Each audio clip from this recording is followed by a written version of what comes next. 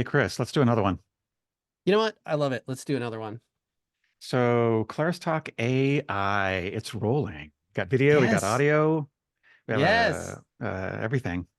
Yep. We're Um, gonna have this one on YouTube and on podcast. So yep, for the folks that enjoy us in their ears, we'll have all sorts of good audio narration. But for those that like watching us on YouTube, we've even got a couple visuals this week, visual audio stuff. slides. So we'll have a multimedia experience for everybody. But first of all, excited to be here talking to you again, Matt. I really enjoyed our conversation last time around, and I look forward to continuing on that as far as the matters of Claris and AI are hmm concerned. hmm So, we've got some stuff to talk about specifically. Let's see. You've got a couple of surprises coming, which is exciting. I want to talk about making custom GPT with Love it. ChatGPT because it directly connects to some of the things we're talking about. In the last episode, we talked about prompt templates. And today we're talking about context, which, as it turns out, is exactly the same as context in FileMaker Pro. There, so we don't even have to cover it. I think we're done. It's We'll just move on that to was a the next joke. thing. That was one of those joke things that I try to do, but don't work. It's completely different, and I'll have you explain it. Well, actually, you know what might be really interesting is for us to start with custom GPTs Okay. because the knowledge inside of GPT, and we can explain what these components are for those that haven't played around with it, is hmm what is context. And so why don't we talk a little bit first about custom GPTs, your experience, what you've created. I just created one that I'm really excited about that I think is really Yeah. practical. And we can tell hmm people how we're inserting our own proprietary information into those so that hmm it's not just a normal ChatGPT experience. And I think that'll be a great launching point for us to explain what context and retrieval is as it pertains to like API integrations into your custom business Yeah, applications. exactly. So I'm gonna talk about mine. Please. So if you have the account, the one you pay 20 bucks a ChatGPT month for, Plus. Yeah, ChatGPT Plus. ChatGPT Plus. Yep. If you Or don't, yeah, there's like team accounts too that you can buy at enterprise levels. yeah, But yeah, basically the paid accounts. yeah, get it if you don't have it. So I am a newish dog owner. I think under a year. We have two rescue Mine's a dogs. dog one too. No way. We Okay, well, we, I'll we talk. should rehearse more often. Wow. Okay, cool. You go with your So dog one I've been first. having problems. Like one of our dogs pulls like crazy. She's just pulls so much. And the other one barks a lot. So they'll just, and I just want to be a really, really good dog dad, right? Because I Oh love my them. I God. give them all kinds of attention. I got to figure, I'm trying to figure out like, how do I feed them? How to, so I made a custom GPT and I put in, this is what I want. I am a 72-year-old. No, Think dog I said ears I'm in a, dog ears. an adult who has two rescue dogs living in rural Crete. And that right there is a Awesome. ton of information for like stuff going on, right? Yep. I live in the middle of nowhere for anybody who cares. Uh, and like these are my dogs. These are their ages. These are the kind of problems I'm having. These are the kind of things that I want. So I put like a description, like a paragraph of what I want, and then And specific questions that I might ask. by the way, that those things you just described are what we Mhm. talked about in our, or those are great Yep, examples of yep, what we yep. talked about in the last episode. That's you were creating a Prompt prompt template. template, and part of a prompt template is describing who you are and what matters to you. Right. That's what we talked about last week in the user persona. You guys can go check out last week's episode, or 2 weeks ago's episode. But what you just described there is so important Mhm. because we are in so much control over the quality of the answers that we get out of these, out of like things like ChatGPT. Yeah. And what you just did there, like really narrowed what the possible responses could be to whatever hmm question will follow. So I just wanted to point out that that's an excellent example of how you should do this. Yep. So, uh, so then I put some questions in, like, how do I know if I'm feeding my dog too much?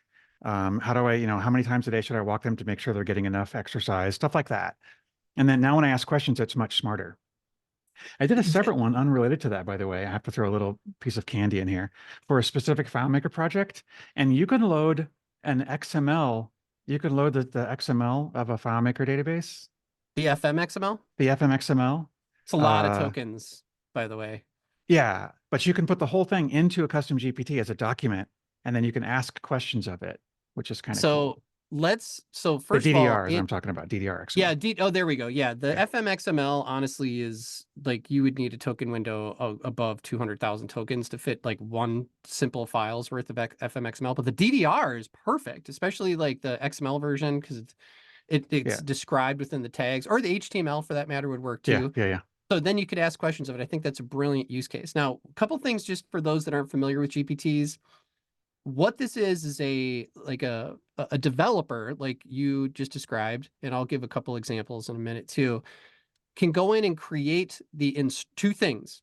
The Hmm. instruction or the like what you just described. I am a pet owner. This is Hmm. where I am, da da da da, Hmm. and give it some instructions on what to do and what not to do. And then you can also provide what ChatGPT Plus describes as knowledge, which are documents, mostly PDFs. It really likes PDFs, um, or whatever it is. I'll give some Yeah. examples of some of the knowledge too. But you put that knowledge in, and then you can choose on the GPT whether or not you also want to allow things like code interpreter if you're doing code, Yeah. web browsing, or Yep. even DALL-E. You could Yep. Yep. actually Yep. have I it saw create that. images.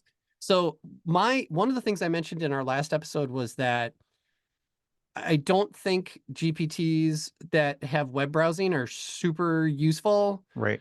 What I meant by that, and now gives us a chance to clarify that, is that the person authoring the GPT has really almost no control then over what is Hmm. coming back. If you want Yeah. full control over what the user of your system, especially if it's just you, can do is do exactly like what you just described, but only upload documents that you want the user of your GPT to chat against, and Right. turn off web browsing. That way there's no Yeah. noise. All the information and truth comes from your document. And by the Yep. way, that's going to set up our conversation about context coming up here after our Okay. discussion about GPTs. Ooh, so So hopefully that makes sense. signal to noise ratio. So, oh my God, that's literally what. Yeah. So that's what my issue is with turning on web Web browsing browsing. is Yeah. noise. It's just a tremendous amount of noise. Now, if you're Yeah. using GPTs for search as an alternative to Googling things, then welcome to like the present times. Hmm. You should be doing that because Google is just fraught with noise. So you can narrow Yeah. down, like you can literally trigger it to browse by saying, can you go browse for this information? Like I was doing some research this Mm. morning and I actually wanted to see different citations and places I could go click through to look at. But when I'm building a GPT, I just want to talk against my data. Like, so for example, I have sort of a draft of a GPT called Ask Cris about FileMaker, Hmm. which is not browsing the internet because I don't care because you can just use Yeah. ChatGPT for that. What people are actually doing is asking my 25 years of transcripts of sessions and all the Right. videos I've ever done. Like I have Yep. all those. The problem is those are 2.5 million tokens worth of Right. information, and you can't fit that much into a GPT. So I had to Right. take just a small amount of it. Hmm. But when people are using that GPT, like which is publicly available, Hmm. and you can just search for Ask Cris about FileMaker if you want, or you can go to askcris.training, where I'll have a couple of those on there. Yeah. Okay. Then what you're doing is just asking questions of my knowledge base, which is very similar to this retrieval concept. Hmm. I don't want people to think it's me saying something when it's really some internet search that I Right. have no control over. So Yeah. Yeah. That makes that's sense. one example. Now, can Tell me I about do your. my Yeah. Go dog ahead. dad one? That's exactly what I was going to ask for. Okay. All right. So first of all, my dog, Liberty, who's sitting at my feet right now. Hmm. She's always in the booth here when I'm in here. Um, Unfortunately, I don't want to bring everybody down here, but she's a young pup, and we just found out that she has congestive heart failure, which is super sad. Yeah. And so really to be a good dog dad, and I'm not taking all the responsibility for this. My wife and I are in this together. Hmm. It was really important for us to be managing her health and what instructions were given, like managing it in the best way that we possibly can. Right. Right. So we had to take her in after an episode she had a few weeks ago. And, people are throwing paperwork at you and do this. And here's a bunch of information on these medicines. And this is the procedure we recommended. Da, da, da, da.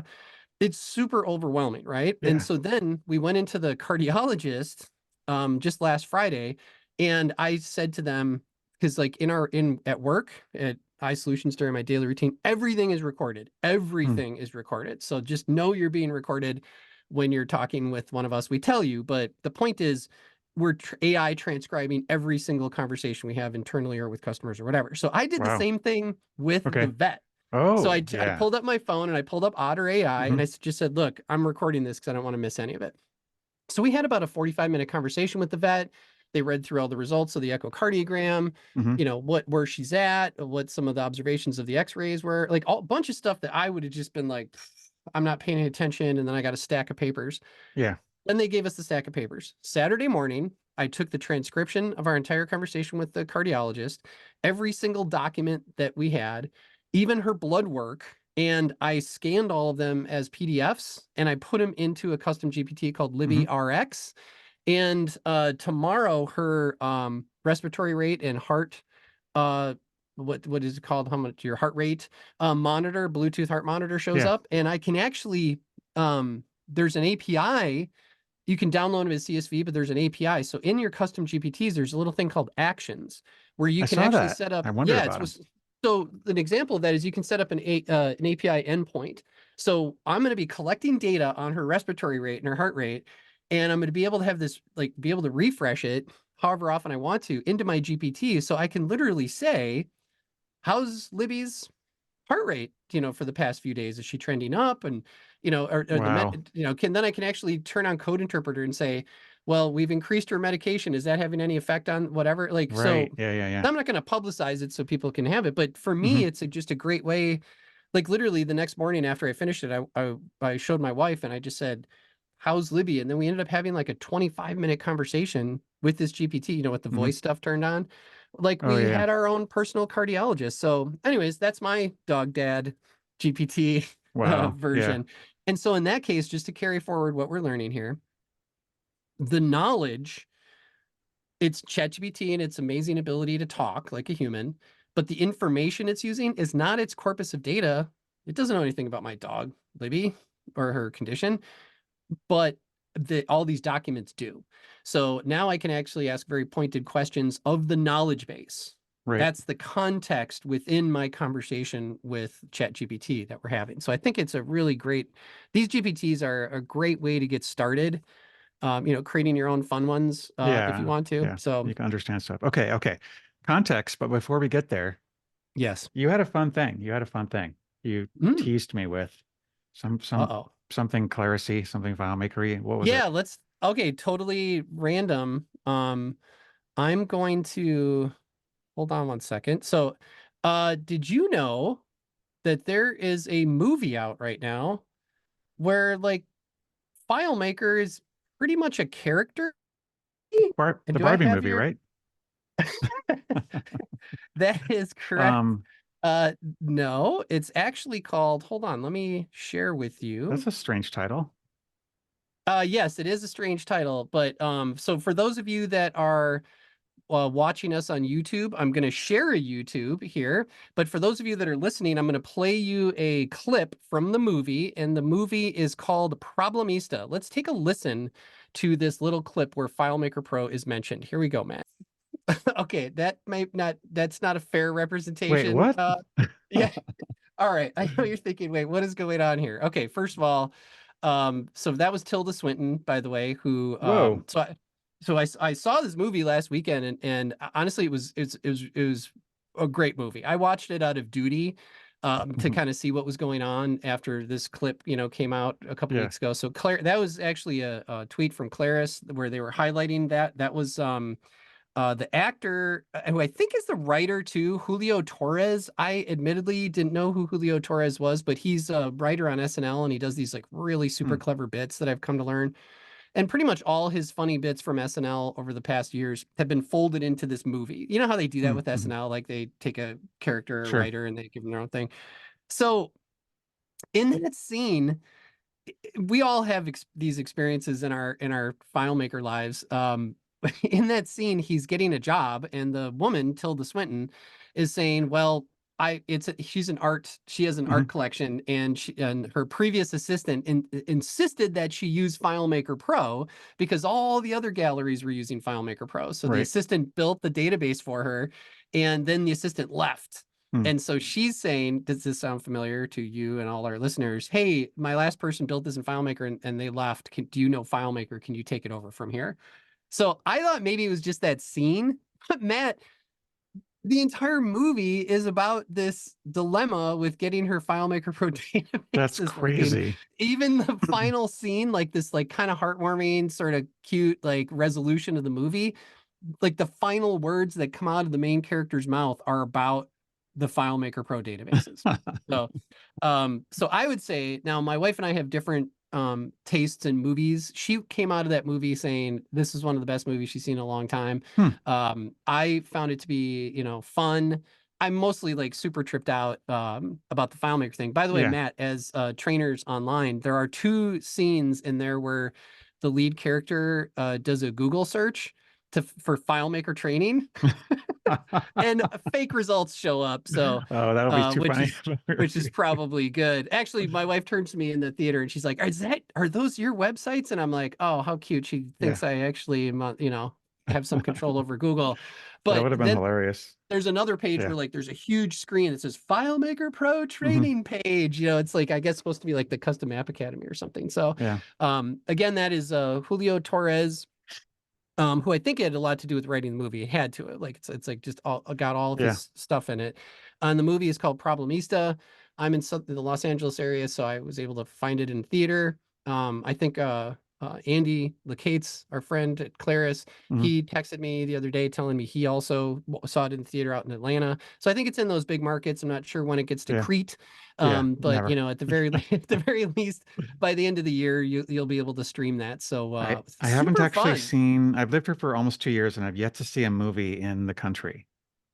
Oh, So if there's a movie theater, maybe there's one in the 45-minute town away from me, let them know. But I don't know. I got the TV and I've got Netflix, so I just wait. yeah, it'll be streaming probably by the end of the year, but definitely check it out. I mean, it's just crazy seeing. Yeah. I mean, like the last point I'll make on it is, as FileMaker people over the years, like how many times when they like show the screen on a TV or movie and you're Hmm. like, and they're like showing the software and you're like, part of you in your mind is like, oh, is it FileMaker? You're like Yeah. looking at the Chrome and trying to see maybe a Yeah. menu or something, and we just Or never when you see it. walk back from the bathroom on a plane and you're looking at people with their notebook, like who's using FileMaker?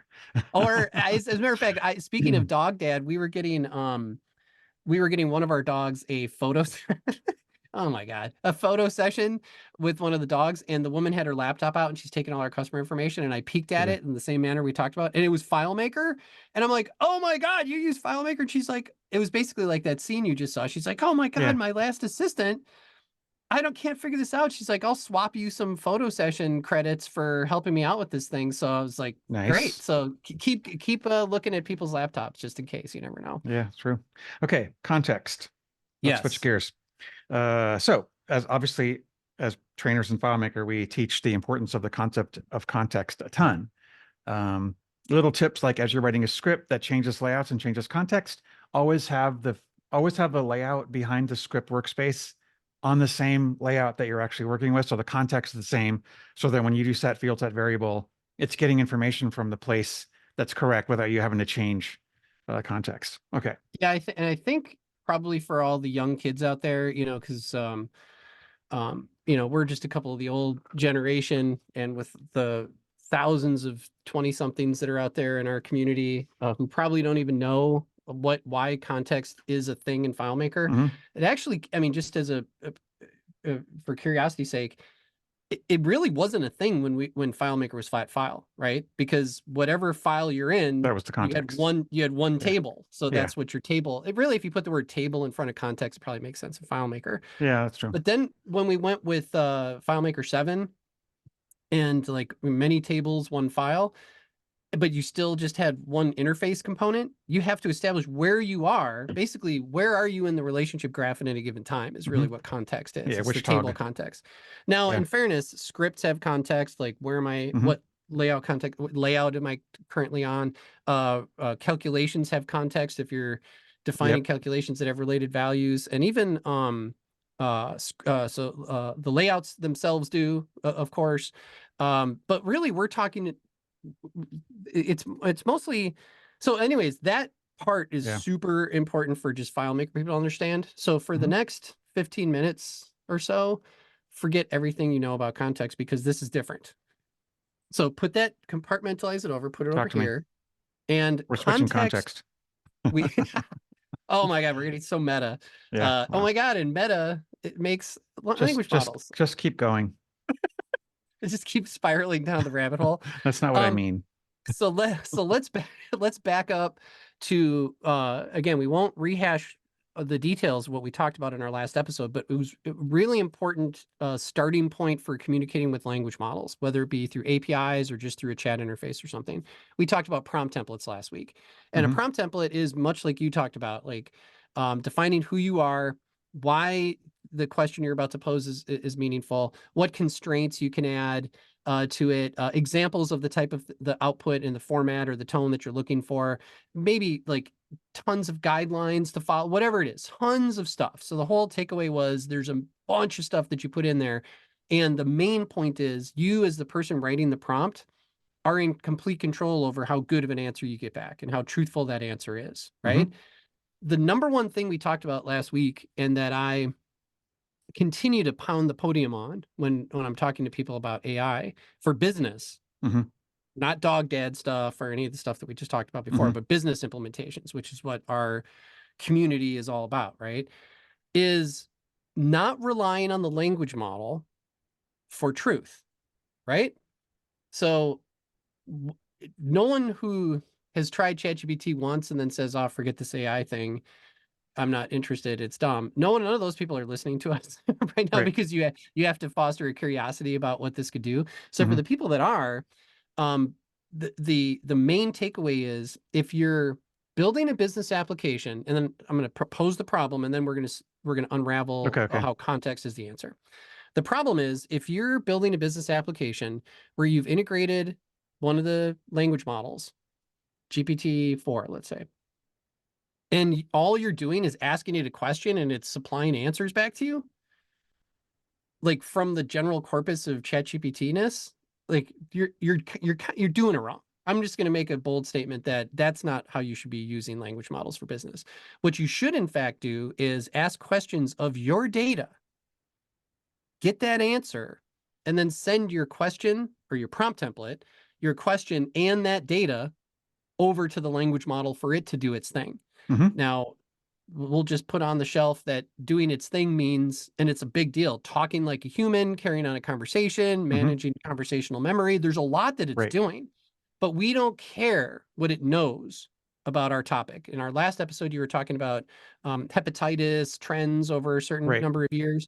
And I had posed to you, when you ask that question of your FileMaker database, the data to answer that question lives in your FileMaker database. You can create a found set of data by querying your FileMaker database that has those answers, but it's not written in a cool paragraph with maybe visualizations and in a summary statement. The summary statement, cool paragraph visualizations part, the language model can do that. But the truth to answer your question comes from your data. So to linger on that, it's very similar to what we just talked about before, where we were building GPTs and we're saying, don't go look out into your corpus of data or on the internet. Focus on these lab reports of this, cardiologist report only, and find the answer there. That is what is called context. So if you make a custom GPT, so you can put the questions in, you can put the background in, where does context fit into that?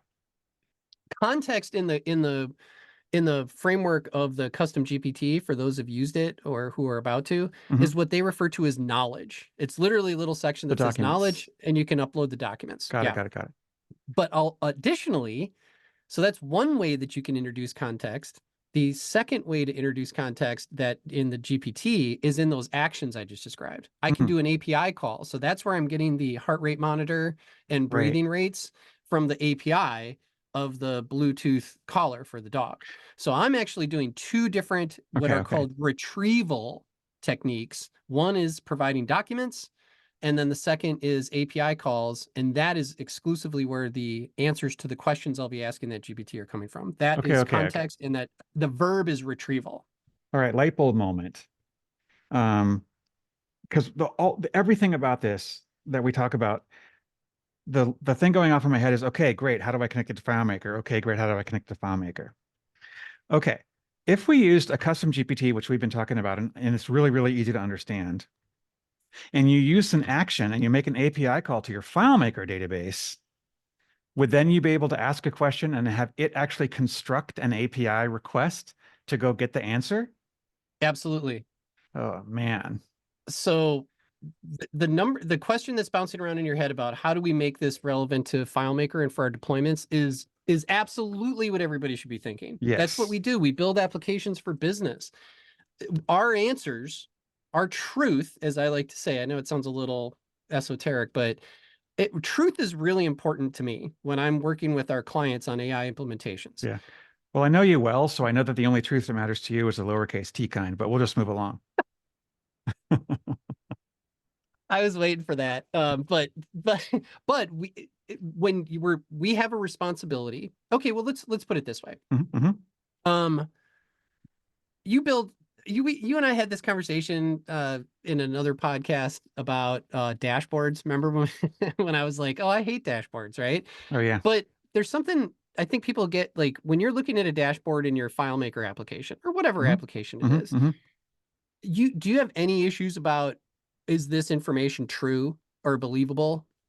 And I'm baiting, and the answer is no, you don't. Like most people just look at the dashboard and go, oh, well, all this stuff happened already, right? Mm-hmm. So why would I question whether or not it's truthful? Like all I'm looking at Of is like course. last year's invoices and what my totals were and trends. Or today's So things I'm supposed to be doing, or or yeah. today's Mm-hmm. all of it is truth because why? Because we know where the source of that data comes from. Generally, as the constructors of those systems, we are also responsible for having built them. So, Mm-hmm. we take on the responsibility for truth all the time. So, some people could say like garbage in, garbage out, but I think we're all pretty mature in our development efforts that we're not putting garbage in, right? So whatever's in that database, we feel comfortable that there's truth there, right? Yeah, yeah, I So, agree. so in the context of sending an API call to a language model, if I was going to ask something like, write a description for a product, okay? Let's say I tried that without context. And in Mm-hmm. my prompt, I literally just say, write me a description for a product. I'm being silly and overly simple Mm-hmm. because the language model would go, description for a product. You mean any product? I can just make up any product that I Mm-hmm. want. And then it just writes back and it comes back with like a toy. Like in that Problemista movie, he's a toy designer and he has a toy called, you said Barbie. Mm. And it's a Barbie that has her fingers crossed behind her back. I know there's a joke in there somewhere, whatever, right? So let's Yeah, say you get the description of a toy, a yeah, Barbie with, and you're like, no, I make industrial helmets. Like, why are you giving me a Barbie description? So then you yeah. go, well, let me explain to it. I make industrial helmets. Right. This is the product. And so then, like, for those on YouTube, I'm sharing on screen here an example of creating something that would be similar to like a let function in your in your curl request that you're sending along with your API call to language model. Mm-hmm. You can send it a bunch of information. So for example, let's say you have a product identifier, a description, or some keywords that are involved with the product description. Go do a search of your FileMaker database for the product you want to write a description for, pull the values from those fields over, and send those along with your prompt template and your question or your command, write me a product description.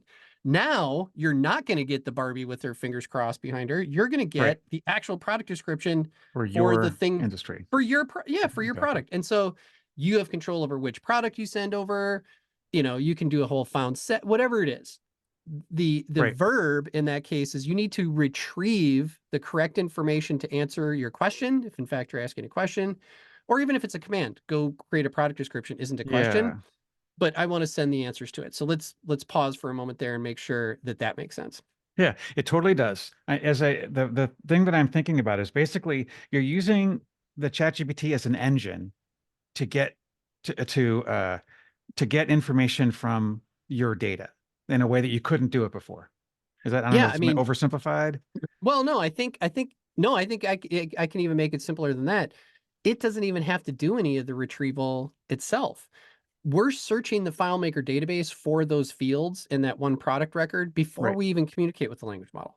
Yeah. So I guess this would be if you do it like the traditional API method where you have a script, like a button in FileMaker that you click that does something. And then you Yeah. type something into a field to say, come up with a description for this product category, whatever. And you're on a product. Now that we're Mhm. back into FileMaker context, Right. you're on a product record. And in your curl request, like I'm showing to the YouTube folks, I Yeah. can say, go to these 5 different fields and go grab the data in those fields and send that along with my command that says, write a product description. Right. And then the rest of like who I am, what persona I have, I'm in a marketing Right. department and I did it. All All that that goes as information then well. gets sent over. Yeah. Now, so the question would be, as a thought experiment, Mhm. if we send all that information over and all the prompt template stuff over, do we expect that we're going to get a better answer than if we just said, write me a product description? Of No. course. Of course. No more thought Then experiments. yeah, obviously. And I think what we all have to discover is how much better, right? How magic Yep. better. Yeah. Well, yes. The other part, right. So in short, send it all the information. I used a terminology in a lot of my presentations where I say context like this retrieval process Hmm. is like a student taking an open book exam. Like if you're just trying to Hmm. give the language model an exam, like you're testing it with your question, do you think it's going to do better if you give it the resources with all the answers in it, or do you think it's going to do better if it's just guessing from its own memory? So my point is Hmm. always make it open book exams.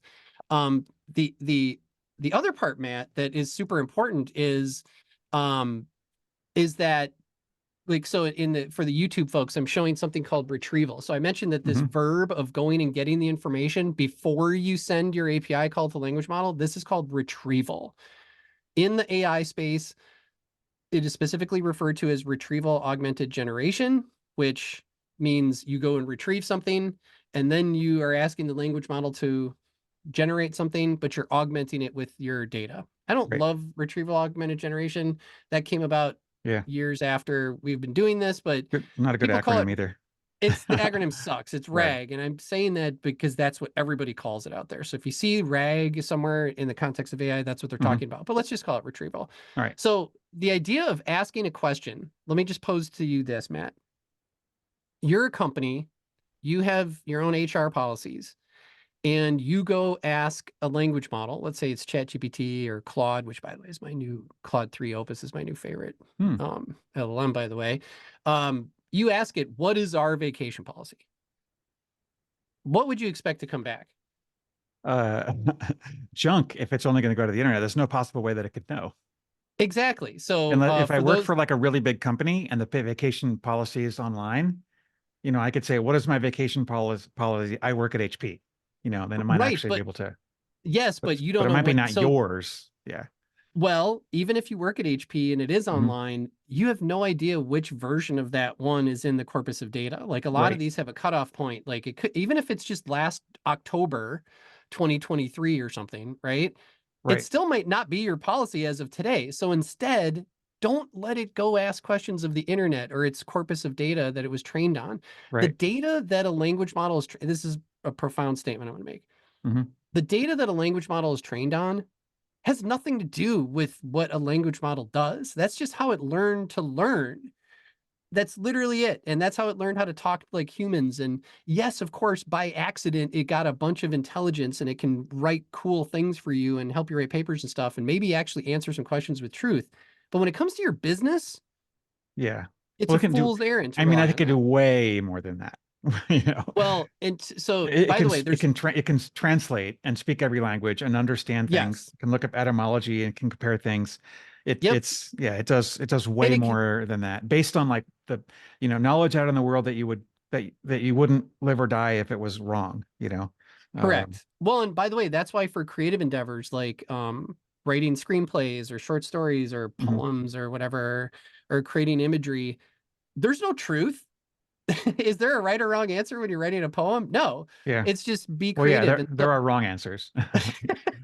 My like actually, my let's not explore any of those, Matt. like my favorite Like my favorite Hickory Dickory teacher. Dock. Yeah. Well, I mean, my favorite teacher says like if you're there's no one right answer to like something in music or something like that, but there's a lot of wrong Ooh, answers. I love that. Okay, so you know, perfect. You just thank you for making that example I gave even smarter and more relevant. So in the creative endeavors, the model doesn't use any of its data. Its truth doesn't matter. But learning how humans talk and what they think is Hmm. funny and what they think is beautiful, like that is what that a massive amount of data, why it actually mattered. Hmm. But if you go ask a question, what is my vacation policy? And for those on YouTube, you can actually see I'm sharing, I'll narrate this, Hmm. but there's 4 different cells here in this thing I'm showing. And I've asked that question, what is our vacation policy, to ChatGPT, Bard, and Anthropic Claude, not Claude 3, my new favorite, but the previous version. And then down in the bottom right-hand corner, Matt, I asked that question to Mistral, which is a open source model. Um, the 3, the big guys, the ChatGPT, the Bard, and the Anthropic, this is kind of important too. Did they, Matt, you interpret to the audio users on the podcast what they said. They didn't give an answer. Instead, they Yeah, what? I'm They sorry. I don't have access to your vacation yes. policy. I do not have that information about your company's vacation or any company's vacation. I'm an AI assistant. So they're basically saying, why are I, you asking me? I don't know anything about your company. oh, So but then that I should be love your it's first. like, I apologize. Here's what you can do though. Search your company's knowledge base. Look at your Yeah. employee handbook. It's like, wow, I hadn't thought of Yeah. that. Well, Ask your they're HR department. so what that is actually like human reinforced, like fine Right, right, right. tuning that these model operate. Now, sometimes this can go awry. We're not going to get into that, but that is Yeah, definitely part of the discourse right now when it goes wrong. But this is just saying, look, we don't want to hallucinate. That's this concept of hallucination, right. which by the way is the bottom right corner cell that says, oh, your company vacation policy as follows. And it just goes on and answers a question. Employees That are is not entitled the to 2 weeks right. paid vacation. Yeah, that's Vacation not the must be right taken answer. within the calendar year. So Employees that may is actually request. kind of interesting because the open source models like Mistral, they don't have this like kind of reinforcement training or like Mm-hmm. the big guys saying, hey, if somebody asks this question, tell them we don't have the answer. They don't have that as much as the big ones do. So the Yeah. problem, all of these are problematic, right? So instead, what if you did something like, and by the way, this is another example of The uh, bottom right one looked like it, to me, it looked like it was trained. I mean, that was legit hallucination. You'd that was a make, you'd be, legit hallucination. Here's another you'd be example in of it. You see trouble if it. that's the one you followed. Yeah, and I'm showing another example of that. What is our vacation policy in the right hand side is also looks like the right Yeah. answer, but it's not. So now this is a example, Matt, just showing you what is our vacation policy. I'm actually asking Mistral, and I'm just going to tell you that what we're seeing on screen for those that are watching on YouTube is the correct answer with the citation to the most recent employee handbook where it Hmm. found that answer. So what the difference there is instead of asking the corpus of data that the language model was trained on, what the answer is, I am searching through a bunch of documents that we've vectorized, and I'm coming up with the right answer. Now, granted, it doesn't have this paragraph. This paragraph is not coming back as a search results. As a matter of fact, what's Hmm. coming back in the search results is just like a bunch of non sequiturs that might be the correct answer. That's what vector databases do. That's this Yeah. whole concept of embeddings. And so I am just feeding to the language model the question and a bunch of things where the answer is probably in there that a human's not going to find very useful. And then I go, hey, language model, you go make this sound good. So it goes and makes it into this paragraph that we're seeing on screen. That is what Right. the job of the language model really is in our business integrations, is to talk to humans and do fantastical things like you mentioned before, but not provide truth. Right. Yeah. This is also kind of bad. And I think it probably had some things wrong. Right. I was just reading through and it said like you could take up to 10 days. Uh, they could be consecutive or not. And then it said something in there. It's like you can only ask for vacation up to 30 days in advance. And I'm thinking, I don't think that's right. I don't think there would be a company that would not allow you to schedule a vacation 6 months in advance. I think that would be really, really dumb policy. Well, Anyway, probably why you would want it to actually search your employee handbooks, not like the general internet at large, yeah, right? exactly. Yeah, yeah. And so I think to kind of pause for a moment here and like talk about what we've learned so far Hmm.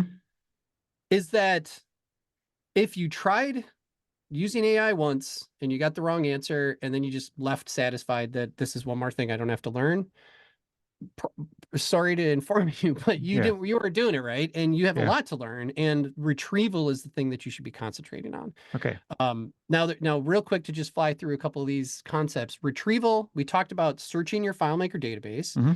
You can do an actual search, come back with found sets, grab the data and send that on your curl request with your API call to a language model.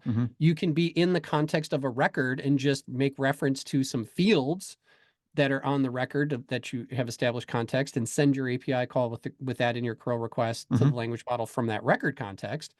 Or you can do like a SQL query, or you can do a vector database search, which is a huge concept here. This is something we should talk about in the next episode because Let's we're do running that. out of time Let's here. talk about vector databases in our next episode because it is such an important part of retrieval. Yeah, the last thing that we'll just say is that another method of retrieval is simply API calls.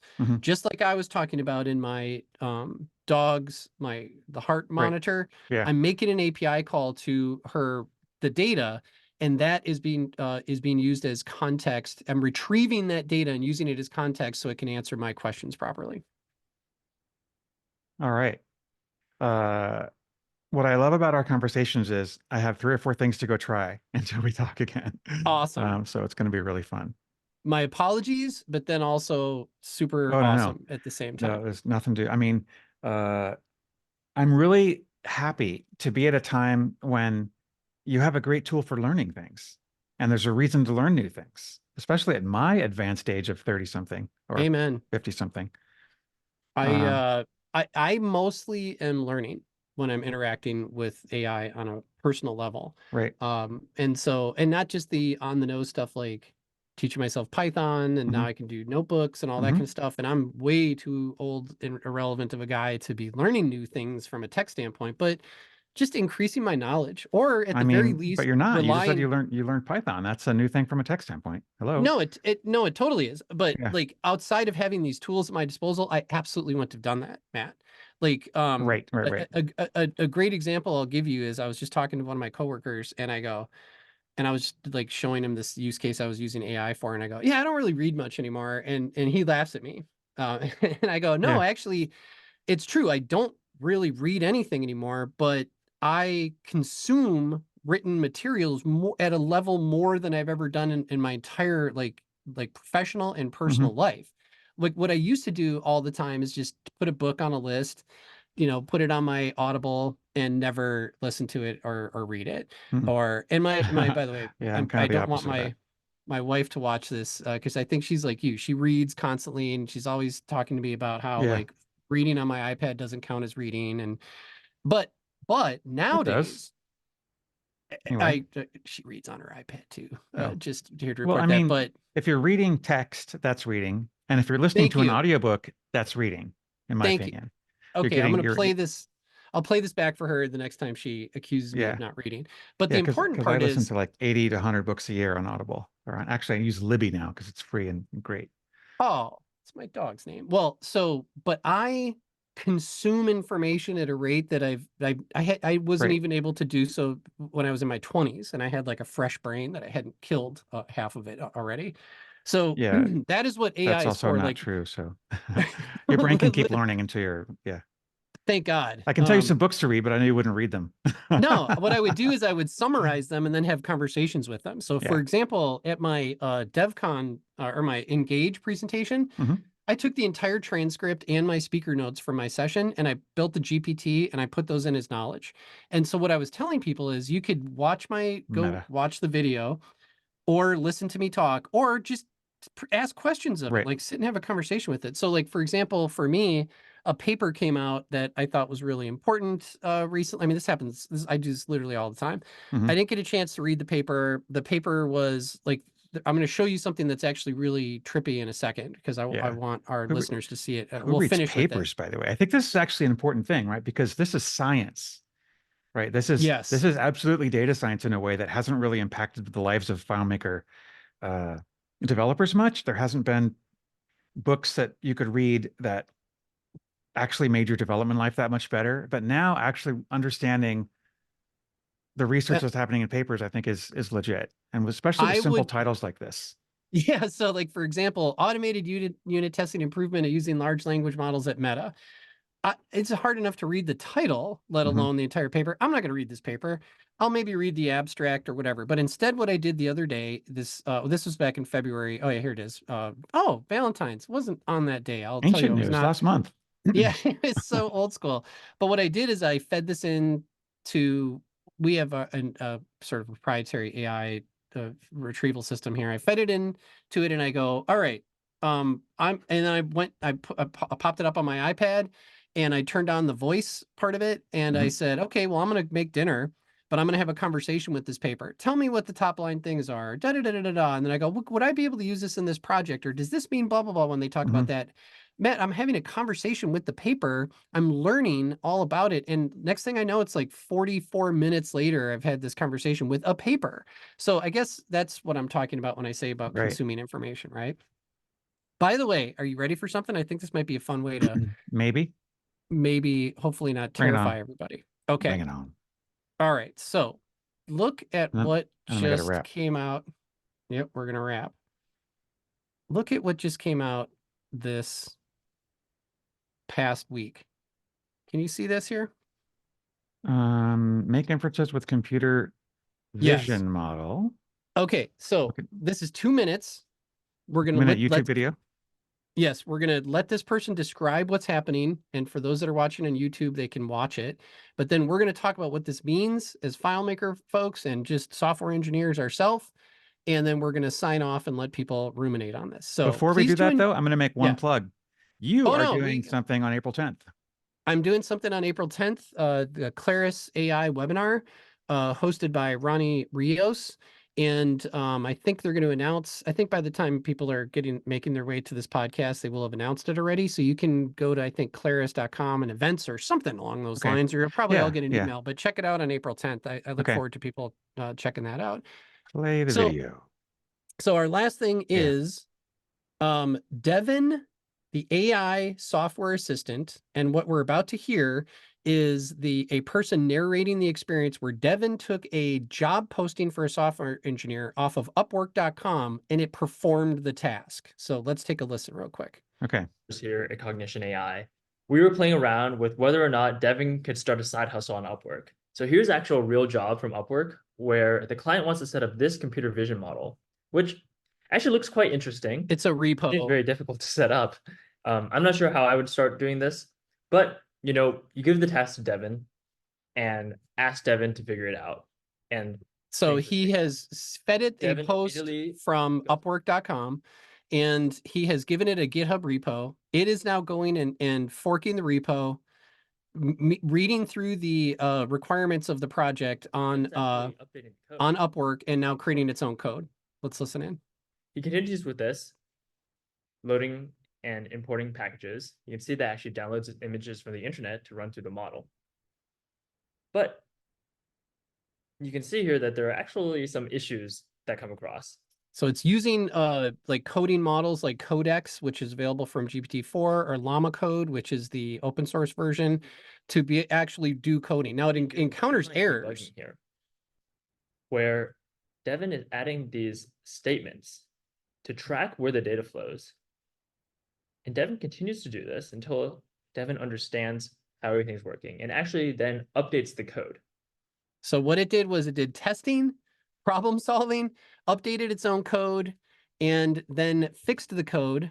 Now it goes on to find examples on the internet of other images it can use for testing. It runs the image model across all of these roads across the world.